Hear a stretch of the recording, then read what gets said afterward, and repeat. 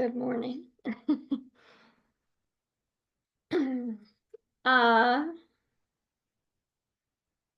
let's talk about our patterns. I have been working really hard on myself, like really, really hard. And what I've noticed is that I go in cycles of working on myself and then resting, working on myself and resting, working on myself and resting. And about a year ago, yeah, I started the process of attempting to earn more money than I have ever earned in my life. And naturally, as one does something they've never done before, a lot of things came up for me. And so, as those limiting beliefs came up, as those feelings of not good enough, not worthy, not.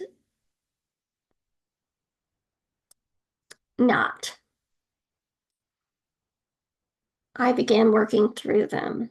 What are their origins? Where did they come from? Why do they exist? Should they exist? All of these questions, right? And all of these things. And to some degree, I did dig in. And to some degree, it was just whatever was coming up for me. And I've noticed that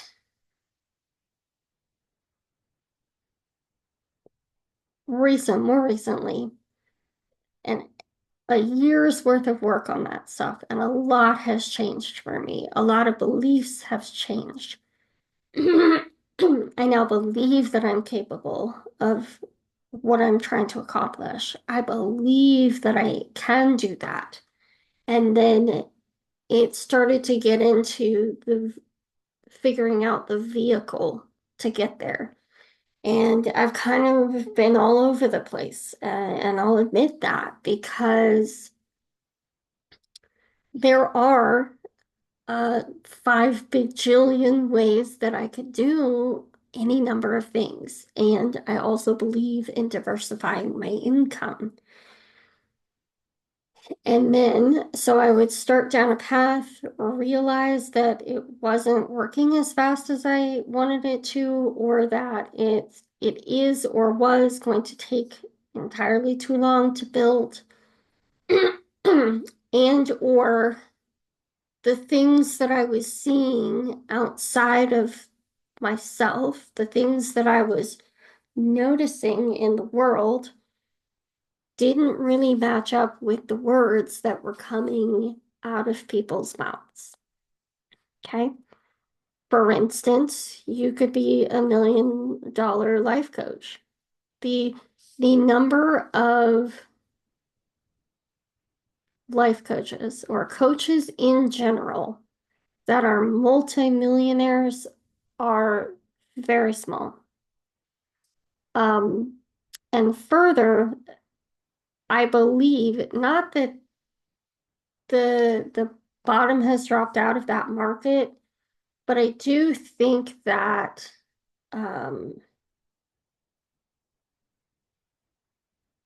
there's a lot of misconceptions around that, and a lot of those people are not making their money through the coaching, but through other means. Not just the coaching. They're not just making money through coaching. They're making money through other means, like courses, like speaking opportunities, like, any number of things. Um, and so the level of dishonesty that I've seen in the online marketplace is astounding. I would also say, and so I'm like, okay, we'll start to build this arm, and then we'll start to get the other arms in place as well, the other limbs in place, if you will, so that I feel more secure because every single time in my business that I have tried to or have focused on one thing, I was able to grow that one thing. But the second I started to diversify the income or stay that course too terribly long, the bottom drops out.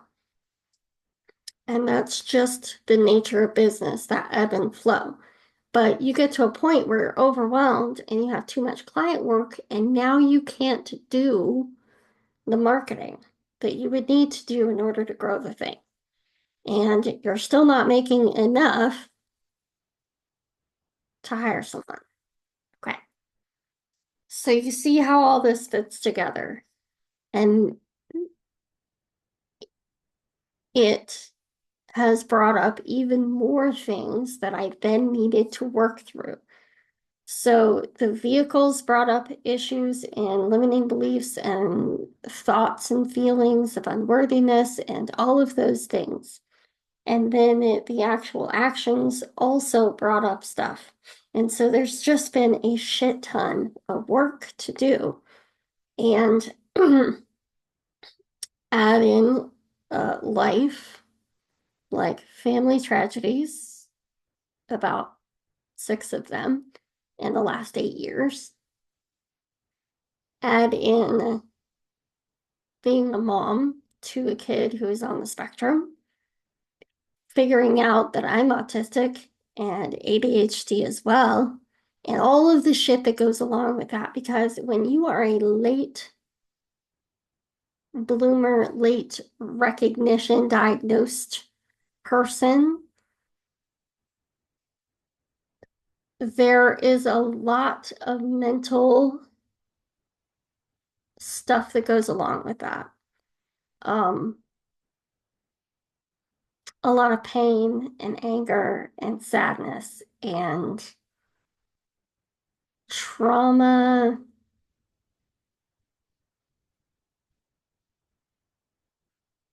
What is the word? Recognition that happens. And I literally had to take a couple of months and truly mourn.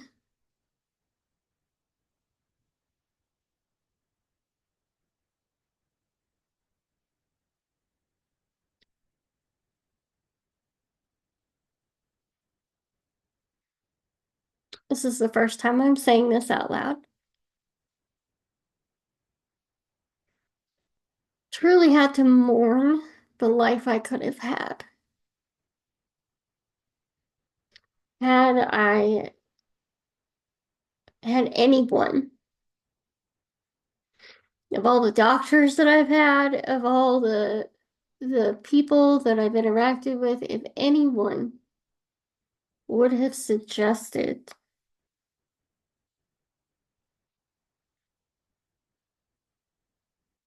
getting evaluated and getting me diagnosed in college when I was going to a therapist, in high school when or junior high when I asked if anybody had, of all the teachers, 60 plus teachers that I had, if anybody once would have asked, anybody once would have suggested, and if my parents had actually listened, I could have had a very different life. And maybe not, but I could have had a very different life. If I had understood then what I understand now about who I am and what I am and the challenges that I face day in and day out, I could have had a much different life. Um, so I've been in mourning and I've been really trying to wrap my head around what this looks like. And then also, in addition to that, build a toolbox that doesn't include medication, because the one time that I have tried medication, it went horrifically wrong. Horrifically wrong. And I almost died. And so I am trying very deeply to move through that.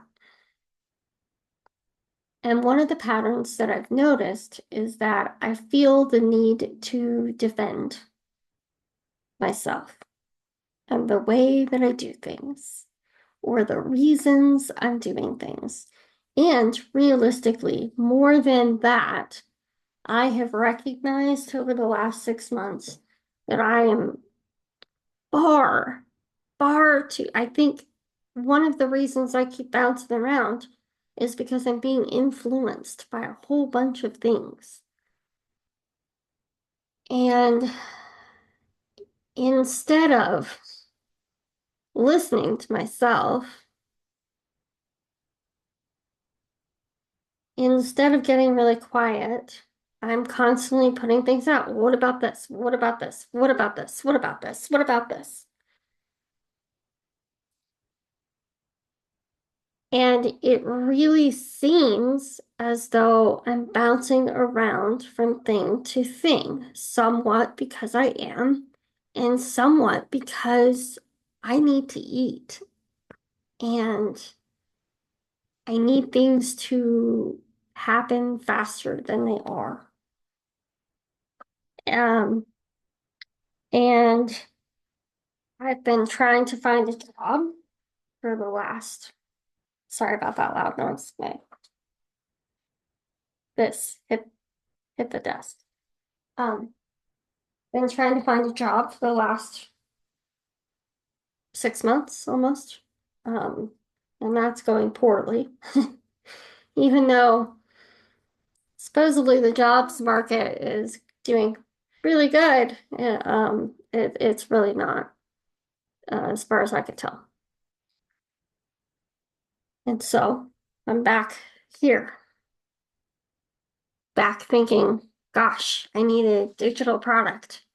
Gosh, I really need my um a to rebuild my VA slash business manager business.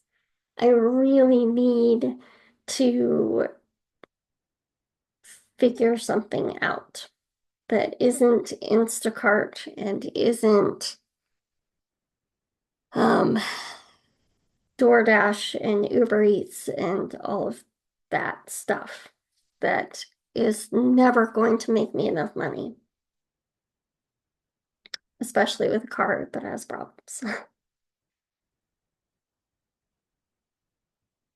So I think what we can learn from my experience is that this is the lesson, I think, for me, is A, I need to stop talking so much.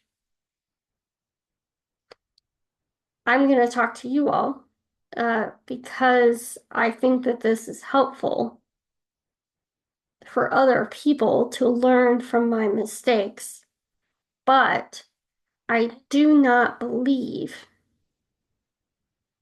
by any stretch of the imagination, that I should talk as much as I do about what's happening inside my head. And because oftentimes the advice is not actually helpful. Oftentimes the advice is simply on that one specific thing, and I think I want to stop offering advice in that fashion. I am going to ask people questions, but not offer suggestions, unless it's clients. Obviously, if you are a coaching client, we will have that conversation 10 ways from Sunday. But I don't believe this is why COVID was such a thing, because we touched our faces too much. I just don't believe that it's helpful. I think that it's good for people to figure things out for themselves unless they ask you for your opinion. And so that's what I've learned. Um, A, I need to stop asking so much for so many people's opinions. And B, I need to get quiet again.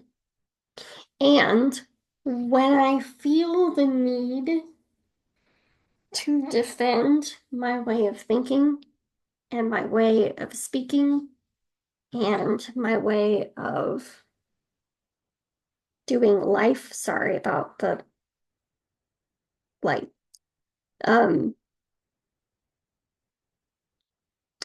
I should take an extra second before I start and say, does this matter?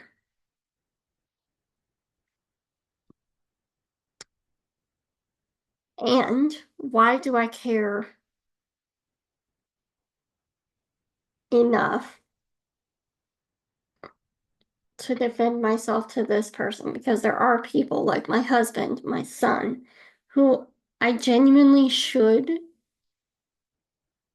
and do care enough to explain my point of view. I care enough to elaborate with them because my actions actually do impact them.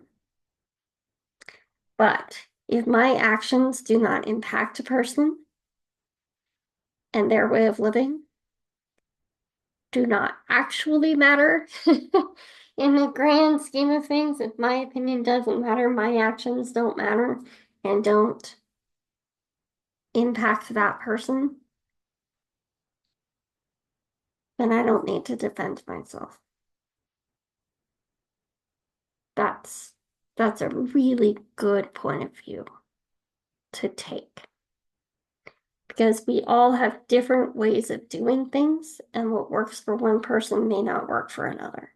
Or the thing that you're suggesting is something that they've already tried, potentially. So if you phrase your suggestion to somebody in the form of a question, like, hey, have you tried XYZ, this technique for manifestation? Then that opens the door to a conversation. Yes, it's um a closed question, but at least you're asking rather than telling. Does that make sense? That's one of the most beautiful things about coaches is that we are taught to ask questions. Ask questions. Anyway, what are you currently working on that is bringing up a lot of limiting beliefs for you? What are you currently working on that's bringing up a lot of limiting beliefs for you? All right. Let me know in the comments. I'll talk to y'all later. Have a good day. See ya. Bye.